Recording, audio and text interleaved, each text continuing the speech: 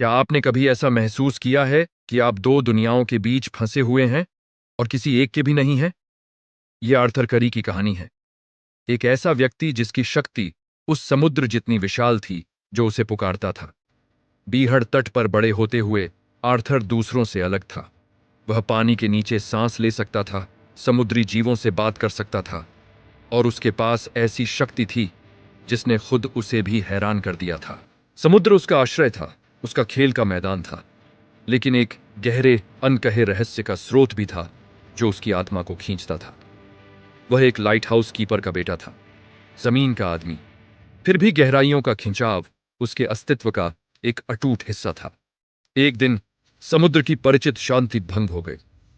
लहरें हिंसक हो गईं, तट से ऐसी उग्रता के साथ टकराने लगीं जो आर्थर ने पहले कभी नहीं देखी थी। लेकिन यह सिर्फ तूफान नहीं था जो अलग था। उस गरजते हुए शोर के बीच उसने कुछ और सुना। आवाजें, पहले धीमी फिर साफ, उसे गहराई से पुकारती हुई। यह एक ऐसी भाषा थी जिसे वह नहीं जानता था, फिर भी किसी तरह समझ रहा था। इस असंभव पुकार से खिंचकर उसने उफनते समुद्र में छलांग लगा दी। वहां भंवरों के बीच वह एक ऐसे व्यक्ति से मिला जो खुद पानी का ही हिस्सा लगता था। यह वुल्को था, एक ऐसी दुनिया का शाही सलाहकार जिसे आर्थर केवल कहानियों में जानता था। वुल्को ने एक चौंकाने वाली सच्चाई का खुलासा किया। आर्थर सिर्फ जमीन का आदमी नहीं था, वह रानी अटलाना का ज्येष्ठ पुत्र था, जो अटलांटिस के पौराणिक पानी के नीचे के साम्राज्य की शासक थी। वह शाही खून था, एक छिपी हुई सभ्यता का राजकुमार। लेकिन इस खुलासे के साथ एक विनाशकारी खबर भी आई। वुल्को ने बताया कि एक इंसान से प्यार करने और एक आधे नस्ल के बेटे को जन्म देने के अपराध में रानी अटलाना की बलि दे दी गई थी।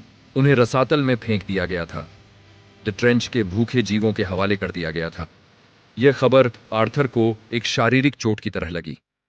उसकी मां, जिसे वह कभी नहीं जान पाया, उसकी वजह से चली गई थी।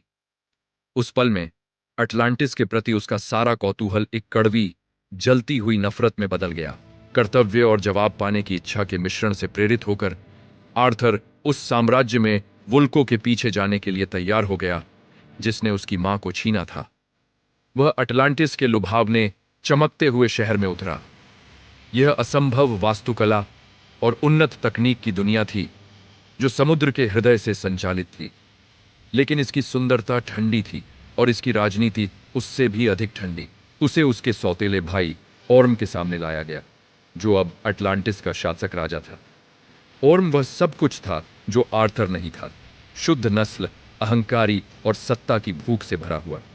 उसने आर्थर को तिरस्कार की दृष्टि से देखा, उसे एक सतही प्रदूषण और उनके शाही वंश पर एक धब्बा माना। वुल्को के मार्गदर्शन में आर्थर ने अपनी अद्वितीय क्षमताओं को निखारते हुए प्रशिक्षण शुरू किया। उसने अटलांटियन युद्ध के तरीके सीखे, एक क्विडेंट को ऐसी कच्ची शक्ति के साथ चलाया जिसे देखकर वुल्को भी चकित रह गया। वह एक स्वाभाविक योद्धा था, दो लोगों के बीच का एक सेतु। फिर भी जितना अधिक उसने सीखा, उतना ही उसने खुद को एक बाहरी व्यक्ति महसूस किया। अटलांटिस के सुनहरे हॉल में वह एक आधा नस्ल का कुत्ता था। सतह पर वह अजीब शक्तियों वाला एक सनकी था। उसकी मां की नियति का बोझ उस पर लगातार दबाव डालता रहा, एक अपराध बोध जो फुसफुसाता था कि वह उनकी मृत्यु का कारण था।